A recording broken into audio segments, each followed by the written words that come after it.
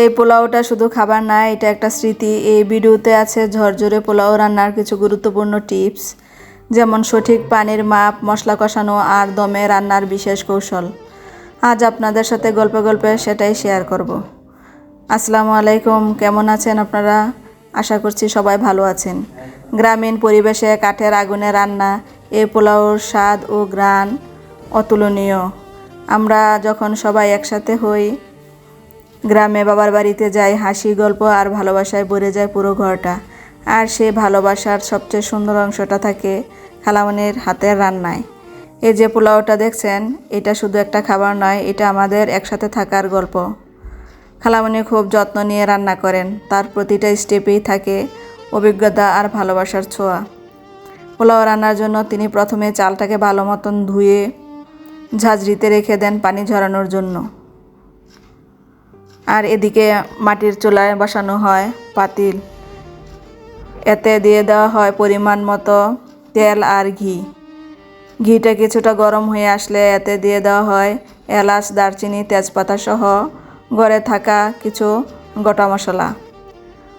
মশলাটা থেকে যখন ঘ্রাণ বের হয় তখন এতে অ্যাড করা হয় পেঁয়াজ কুচি। পেঁয়াজ কুচিটাকে বাদামি করে ভেজে নিয়ে তার থেকে কিছুটা বেরেস্তার জন্য পরে ব্যবহার করার জন্য উঠিয়ে রাখা হয়। তারপর এর সাথে দিয়ে দেওয়া হয় আদা রসুন বাটা ও স্বাদমতো লবণ। এই সময়টা রান্নাঘরে খুব সুন্দর একটা ফ্লেভার ছড়ায়। আর লবণ সম্পর্কে খালামণি সবসময় বলেন যে যদি লবণ ঠিকমতো না দেওয়া হয় তবে রান্নার স্বাদ নষ্ট হয়ে যায়। তারপর সকল মশলা একসাথে কিছুক্ষণ কষানো হয়। তারপরে দিয়ে দেওয়া হয় যে পাত্র দিয়ে চাল মাপা হয়েছে সে পাত্রের 1.5 গুণ পরিমাপ গরম পানি আর সামান্য গরম গরুর দুধ। পানিটা ফুটে এলেই দিয়ে দেওয়া হয় ধুয়ে রাখা পোলাওর চালগুলো। এখানে খেয়াল করে দেখবেন চালগুলো আলাদাভাবে কোনো ভেজে নেওয়া হয়নি। এর ফলে পোলাওর কালারটা অনেক সুন্দর আসে, একদম ধবধবে সাদা রঙের হয়। পানি ফুটে যখন ভালোভাবে বলক আসে তখন চুলার আগুন একদম কমিয়ে দেওয়া হয় আর নেড়ে চেড়ে পোলাওটা সমান করে সুন্দরভাবে ঢেকে দেওয়া হয়।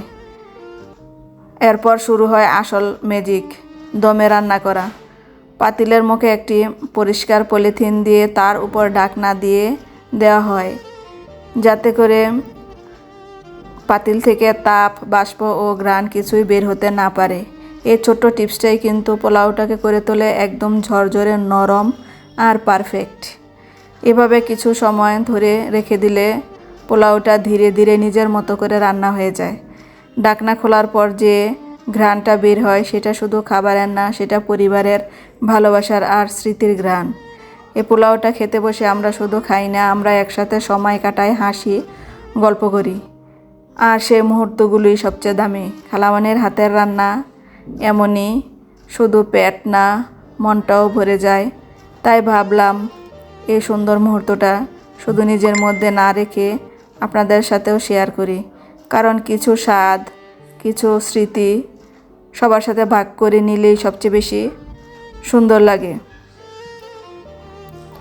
ভিডিওটা ভালো লাগলে লাইক দিবেন আর কমেন্টে জানাবেন আপনার বাসার সেই খাবারটা কোনটা, যেটা খেলে আপনার ছোটোবেলার কথা মনে পড়ে যায়।